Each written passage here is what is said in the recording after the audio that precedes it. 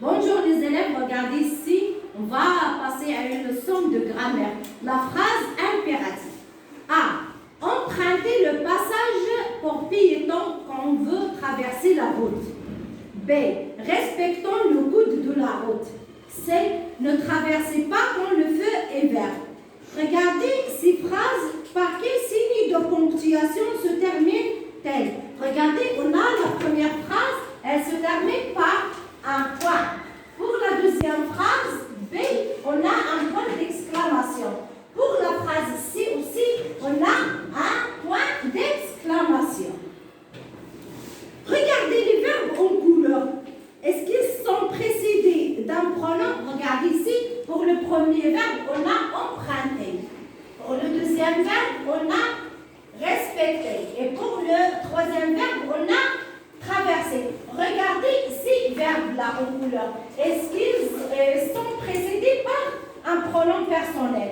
Non, elles ne sont pas précédées d'un pronom personnel sujet. Regardez, quel pronom peux-tu mettre devant ces verbes? Regardez dans la première phrase, on peut mettre ici vous parce qu'il se termine avec EZ, c'est-à-dire ici vous. Dans la deuxième phrase, puisqu'il se termine par ONS, c'est-à-dire on va mettre le pronom personnel nous. Ici aussi avec EZ, c'est-à-dire on va mettre le pronom personnel vous. Regardez, quelle phrase exprime un ordre parmi ces phrases? On a la phrase B, c'est la phrase qui exprime un ordre.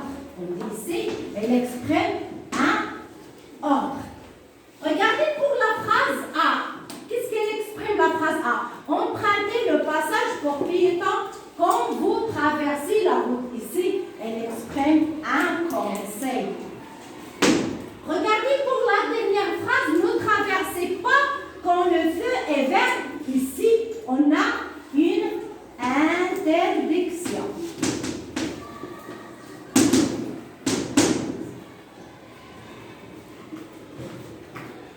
Regardez. Comment appelle-t-on ce type de phrase? Regardez les phrases qui contiennent ces verbes-là. Regardez, les verbes sont conjugués à l'impératif puisqu'ils n'ont pas le pronom personnel sujet. Ce sont des phrases, on dit, ce sont des phrases impératives.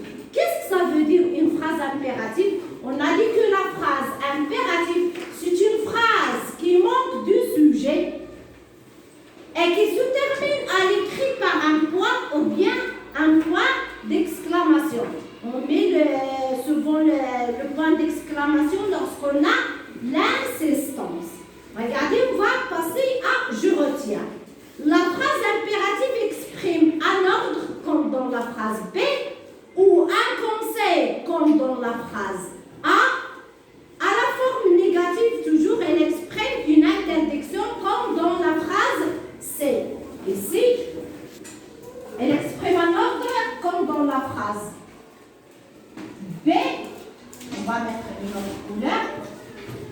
Ici, la phrase B. Un conseil comme dans la phrase A et une interdiction comme dans la phrase C. La phrase impérative est construite souvent autour d'un verbe à l'impératif. Regardez ici, on a les verbes qui sont conjugués à l'impératif et elles se terminent par un point, on a dit, ou bien un point d'exclamation. On va passer à un exercice d'application. Je relis chaque phrase impérative à ce qu'elle exprime. C'est-à-dire, on a trois phrases ici. On va les relier à ce qu'elle exprime. Chaque phrase, on va le relier à ce qu'elle exprime. Ne réfléchissez pas. Avertissez les secours. Essayez le casque avec les lunettes. Ici, on a l'interdiction, le conseil et un ordre, c'est-à-dire on va relier chaque phrase à ce qu'il exprime. Et bonne chance.